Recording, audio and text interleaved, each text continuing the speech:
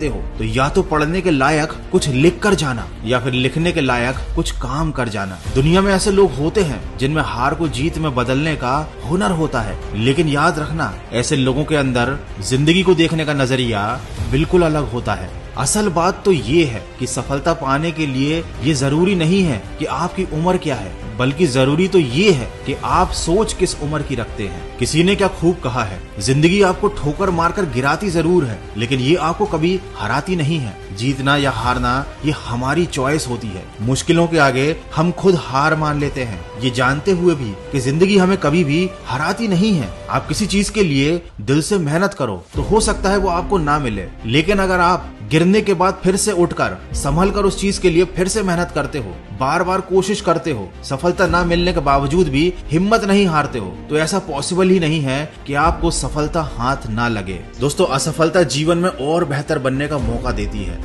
केवल किस्मत के भरोसे बैठकर सफल होने का इंतजार करने से ये कभी प्राप्त नहीं होती। इसीलिए तो कहते हैं कि श्रेष्ठ वह है जिसका दिल टूटा हो, सपने भी टूटे हों, अपने भी रूठे हों, लेकिन फिर भी वो कहे कि मैं हार नहीं मानूंगा, आगे बढ़ता रहूंगा। वीडियो के अंत में बस यही कहना चाहूंगा, परिस्थिति कितनी भी विकट क्यों ना हो, हमें कभी हार नहीं माननी चाहिए। जो हार मान लेते हैं वो कभी अपने लक्ष्य को प्राप्त नहीं कर पाते और जिंदगी भर असफल ही रह जाते हैं। इस दुनिया में हर समस्या का हल होता है, लेकिन उसके लिए हमें मेहनत करनी पड़ती है, हमें निडर होकर फैसले लेने पड़ते हैं। अगर हम हार मान लेंगे तो इसमें नुकसान किसी और का नहीं, सिर्फ हमारा नुकसान है। समस्याओं से लड़कर उनसे आगे निकल जाना ही जीवन होता है। हार कर बैठ जाना कायरों का काम है। याद रखो, खोकर पाने का मजा ही कुछ और है, रोकर मुस्कुराने का मजा ही कुछ और है। हार तो जिंदगी का हिस्सा है, हार के बाद जीतने का मजा ही कुछ और है। तो दोस्तों, सफलता की राह पर चलने से पहले खुद से ये वादा करो कि कभी हार नहीं मानोगे,